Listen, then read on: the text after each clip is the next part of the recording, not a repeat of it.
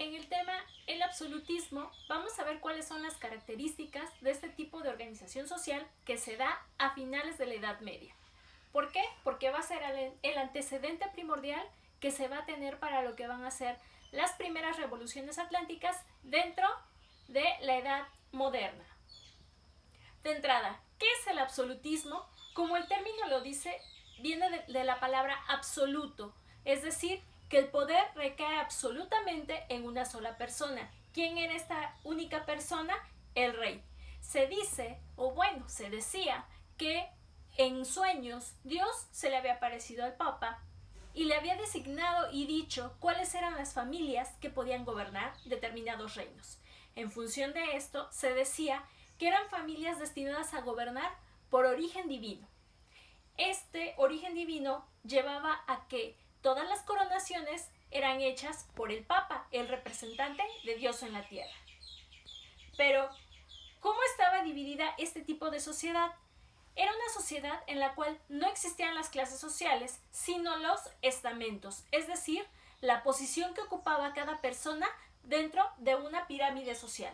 Hasta arriba se ubicaba el rey, con el poder absoluto sobre todo su reino. Dentro de ese primer estamento estaban acompañándole los miembros de la nobleza. ¿Quiénes eran esos miembros de la nobleza? Todas aquellas personas que venían siendo, en muchos de los casos, parientes cercanos o lejanos al rey. Llámese príncipes, duques, condesas, vizduques, vizcondes.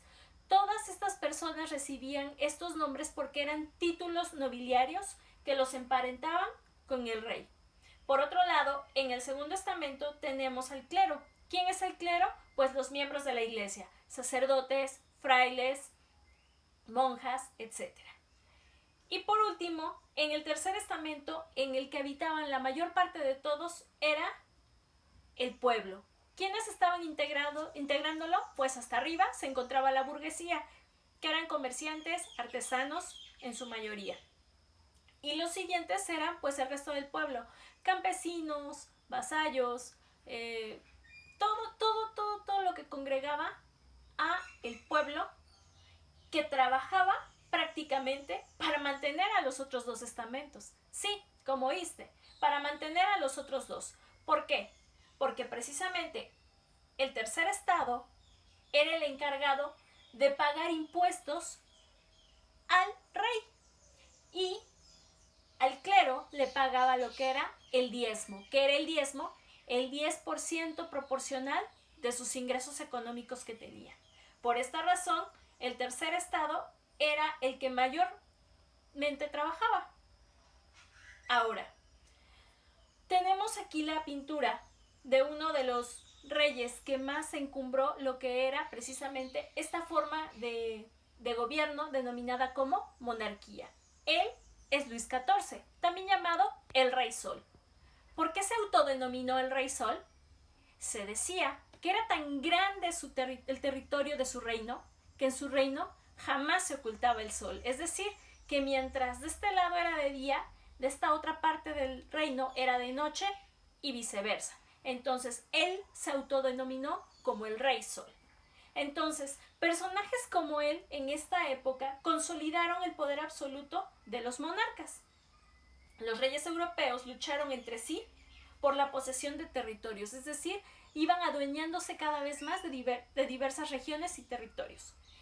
Además de que se fueron dando alianzas o pactos matrimoniales, podríamos llamarlo como matrimonios arreglados para poder expandir sus territorios y reinos. Prácticamente un ejemplo de esto es la alianza matrimonial que se diera entre Fernando de Aragón e Isabel de Castilla. Cuando se dio este matrimonio, se da la unificación de los reinos españoles. Dentro de esto, pues ellos van a ser quienes van a patrocinar el viaje que va a emprender Cristóbal Colón.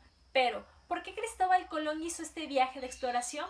Bueno, cuando se dio la toma de Constantinopla por parte de los turcos otomanos, cerraron las rutas de comercialización que se daban entre Europa y el continente asiático. Al verse cerradas esas rutas de comunicación para el comercio, llámese comercio marítimo y comercio terrestre, hubo la necesidad de viajes de exploración que llevaran a la búsqueda de nuevas rutas para el comercio.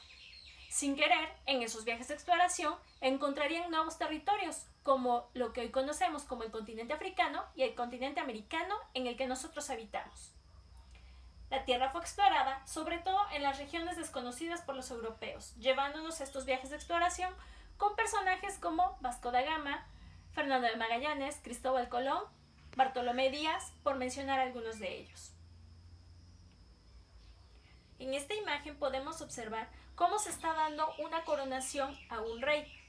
Lo acompañan a los costados los nobles y para el entretenimiento del rey, sus bufones.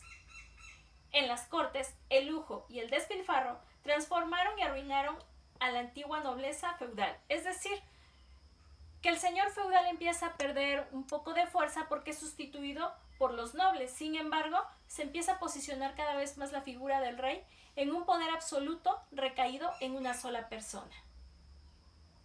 Por otra parte, dentro del tercer estamento se ubicaban los burgueses como los primeros miembros de ese estamento. ¿Por qué los primeros? Porque eran los que tenían la mayor posibilidad económica dentro del tercer estado.